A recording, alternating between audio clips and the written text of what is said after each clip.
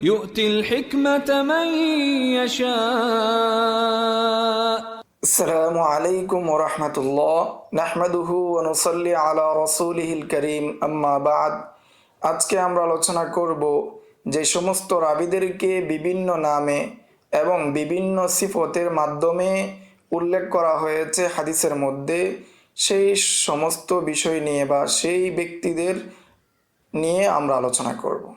প্রথমেই আমরা আলোচনা করব এই প্রকার জব্দ করার বা জানার গুরুত্ব সম্পর্কে।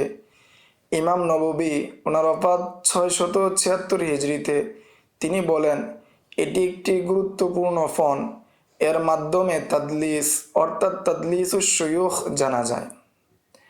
হাফেজ সাখাবী ওনার ওফাত 902 হিজরিতে, তিনি বলেন যে এর মূলনীতি বা নিয়ম নীতি জানার মাধ্যমে ফায়দা হলো একজনকে দুই ব্যক্তি ধারণা করা থেকে বাঁচা অথবা একাধিক ব্যক্তি ধারণা করা থেকে বাঁচা, এবং জয়ফকে সাকারাবির সাথে এবং সাকারাবিকে জয়ফ রাবির সাথে ইশতেবাহ করা থেকে বাঁচা। এবং সেটা হতে পারে একদল উলামা একরাম থেকে, একদল রাবীদের থেকে, অথবা এক ব্যক্তি থেকে।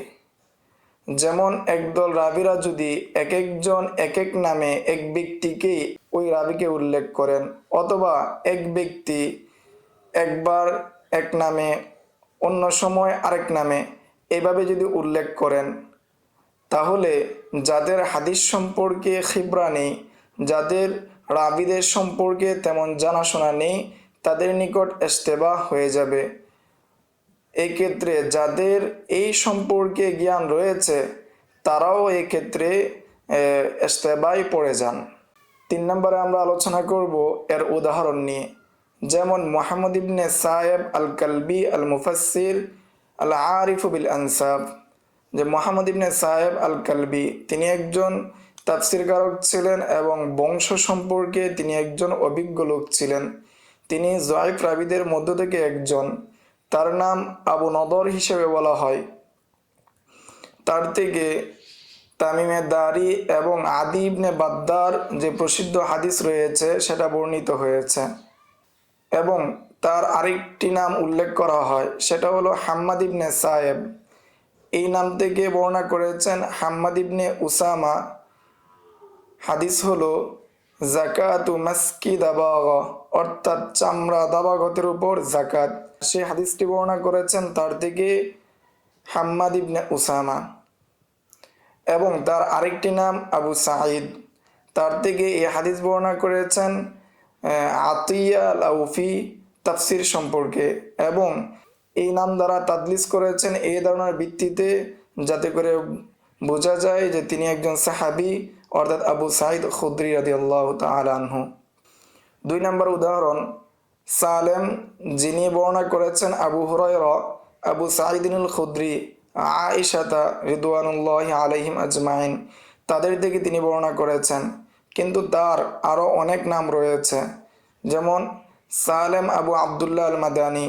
আরেকটি নাম সালেম মাওলা মালিক ইবনে আউস বিন হাদেসান আন নাসরি। তার আরেকটি নাম সালেম মাওলা শাদ্দিদ বিন হাদ আন নাসরি। তার আরেকটি নাম সালেম মাওলা নাসরিয়িন। তার আরেকটি নাম সালেম মাওলাল মাহরি। তার আরেকটি নাম সালেম সাবলান। আরেকটি নাম সালেম আবু আবদুল্লাহ মাওলা শাদ্দাদ বিন হাদ। তার আরেকটি নাম সালেম আবু আবদুল্লাহ দাউসি।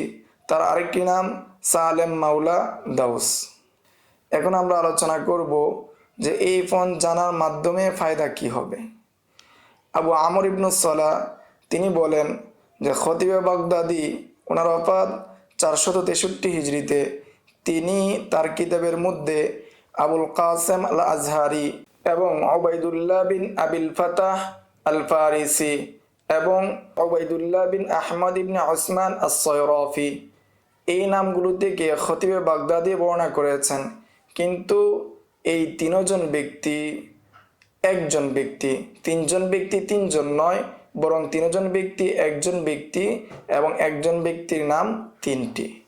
অনুরূপভাবে খতিবে বাগদাদি হাসান ইবনে মুহাম্মদ আল খাল্লাল এবং হাসান ইবনে আবি তালেব এবং আবি মুহাম্মদ আল খাল্লাল থেকে তিনি বর্ণনা করেছেন, তার কিতাবে উল্লেখ করেছেন, কিন্তু সবাই একই ব্যক্তি।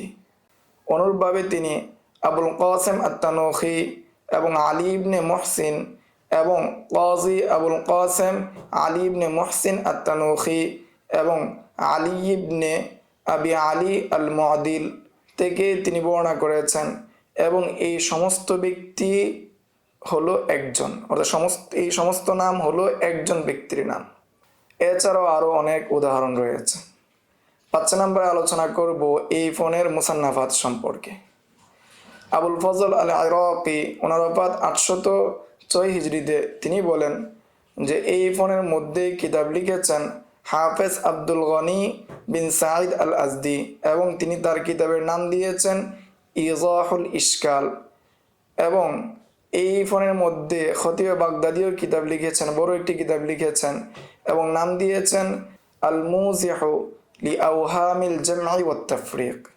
এই ছিল মান যুকিরা বি আসমাইন আও সিফাতিন মুখতালিফাতিন সম্পর্কে সংক্ষিপ্ত আলোচনা। আসসালামু আলাইকুম ওয়া রাহমাতুল্লাহ। ومن يؤت الحكمة فقد أوتي خيرا كثيرا وما يذكر إلا أولو الألباب.